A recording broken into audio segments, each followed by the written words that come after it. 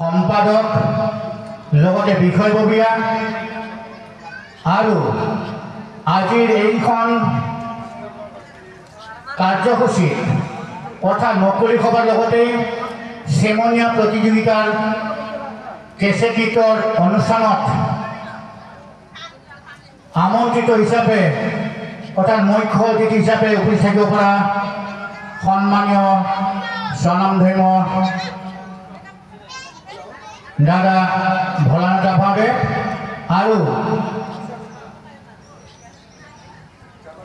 আজি এই মুকলি সভা আৰু চেমনীয়া কেছেট গীত প্ৰতিযোগিতাৰ অনুষ্ঠানত ইয়াৰ ক্লাবৰ সদস্য তথা বিভিন্ন গাঁৱৰ পৰা বা অঞ্চলৰ পৰা আহি পোৱা দৰ্শক ৰাইজ আৰু আজি এইখন চেমনীয়া প্ৰতিযোগিতাত অংশগ্ৰহণ কৰা কণ কণ ভাইটি ভণ্টিহঁত শিল্পীসকল আৰু আজিৰ এইখন অনুষ্ঠানত দৰ্শক হিচাপে সহায় সহযোগ আগবঢ়োৱা উপস্থিত পুৰুষ মহিলা ৰাইজ, আজি এনেহেন মহান এটা অনুষ্ঠানৰ মোৰ দৰে এজন সাধাৰণ অনভিজ্ঞ ব্যক্তিয়ে ইমান এটা গধুৰ দায়িত্ব পালন কৰাটো নিতান্তই ভুল হোৱাটো স্বাভাৱিক আৰু ভুল হ'বই। যিয়ে নহওক আজি এই মুকলি সভাত অৰ্থাৎ আৰু চেমনীয়া প্ৰতিযোগিতাৰ অনুষ্ঠানৰ উদ্বোধন কৰাৰ কাৰণে যিটো আমন্ত্ৰণ জনাইছে তাৰ কাৰণে ক্লাবৰ বিষয়ববীয়াসকলক মই ধন্যবাদ আগবঢ়াইছোঁ। আৰু আজিৰ এইখন অনুষ্ঠানখন উদ্বোধন কৰাৰ আগে দুআষাৰ বক্তব্য ৰাখিম। ইয়াত হয়তো ভুল হ'লে যেন ক্ষমা কৰে। পুষ্পাঞ্জলি হিচাপে এখন আলোচনী উলিওৱা হৈছিল। তাত বিভিন্ন লিখকে সুন্দৰভাৱে খা খবৰ নাই। যা হওক, এই বিষ্ণু ৰাভাৰ বিষয়ে বা জীৱনীৰ বিষয়ে কৰ্মৰাজিৰ বিষয়ে মোৰ দৰে এজন সাধাৰণ অনভিজ্ঞ ব্যক্তিয়ে বহলাই বিশ্লেষণ কৰাটো সম্ভৱ নহ'ব আৰু নহয়। ঠিক তেনেদৰে কিছু ব্যক্তিয়ে ক'লে যে বৰদাতা লৈ যাওক, অতুলে দায়িত্বখিনি লৈ যাওক। আৰু সেই সময়ত মোৰ লগত সভাত উপস্থিত বৰদাতাৰ মাননীয় ভীমেশ্বৰ ৰাভা, আমি দুয়োজনে মোৰ তাতে হৈ আহিলোঁ। আমাৰ গাঁৱতে হ'ব যেতিয়া সেইকাৰণে আহি লাহে লাহে তেওঁৰ কৰ্মৰাজিৰ যে গুণ, তেখেতে যি কাম কৰিছিল সেইবোৰ এতিয়া অসম চৰকাৰেও সাহিত্য সভায়ো পাতিব ধৰিছে। তেওঁৰ কিন্তু তেওঁ মৰাৰ আগত আমি মাননীয় শ্ৰীযুত তীৰ্থনাথ ৰাভাদেৱ আৰু তীৰ্থনাথ ৰাভাদেৱক আমাৰ মুকলি সভাত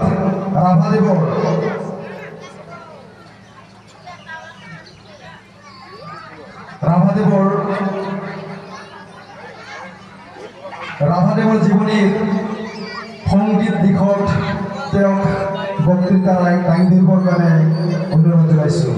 এয়া আমাৰ নিৰ্দিষ্ট বক্তাদেৱক মই মাইক্ৰফোনটো আগবঢ়াই দিছোঁ।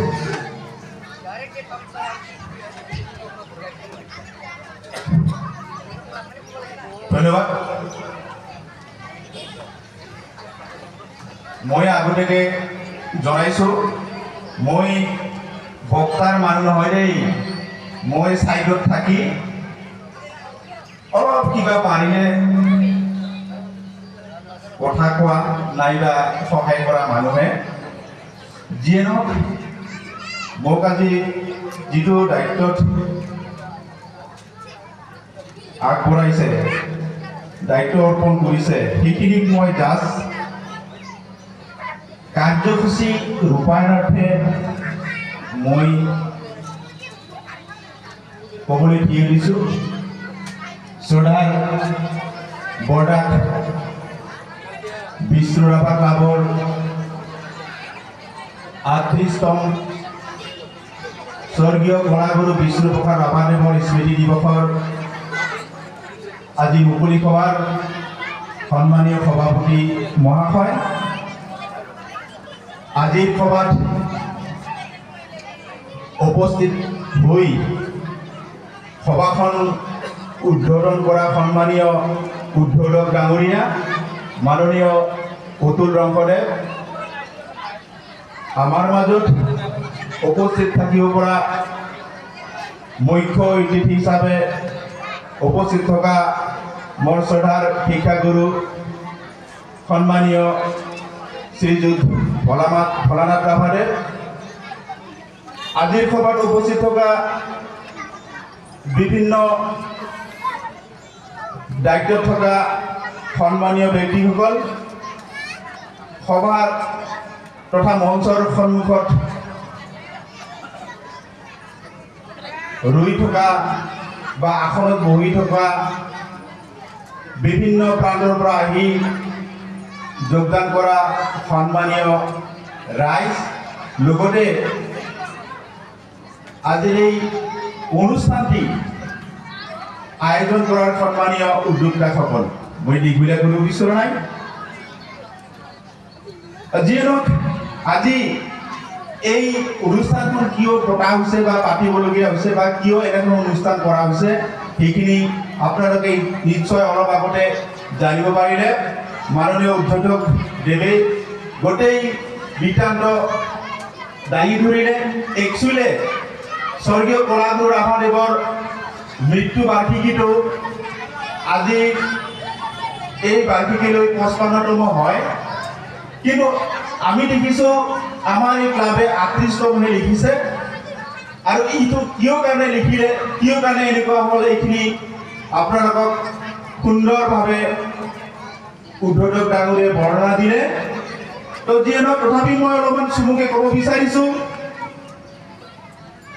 আজি আমি যিখিনি বিষ্ণু ৰাভা দিৱস বুলি কলাগুৰু বিষ্ণুপ্ৰসাদ ৰাভাদেৱৰ স্মৃতি দিৱস যিখিনি আমি জানিছোঁ বা যিখিনি আমি ক'ব পাৰিছোঁ, এইটো বোধহয় ক'ব গ'লে একমাত্ৰ এই বৰডাক বিষ্ণু ৰাভা ক্লাবে এটা সদীৰ্ঘ 38 বছৰে উদ্যোক্তা হিচাপে লৈ যিখিনি জাগৰণ, যিখিনি চিনাকি, এই চিনাকি দিয়াত বা যিখিনি কাৰ্য কৰি আছে সেইখিনি পৰিচয় দিয়াৰ কাৰণে সক্ষম হোৱা বুলি মই বিবেচনা কৰিছোঁ।